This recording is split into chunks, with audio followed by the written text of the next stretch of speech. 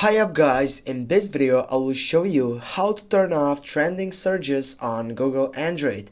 Firstly, you need to get up into your Google section, then you need to tap on your profile icon on your right upper side. When you get up into that section, you need to go right down for settings, and when you get up to settings, you're gonna find out all these sections right there, and you need to go on the first section, which is general. And when you're on the general section, here you're gonna find out the section which is that related onto this main point of this video, which is discover. You need to get up and turn off this section.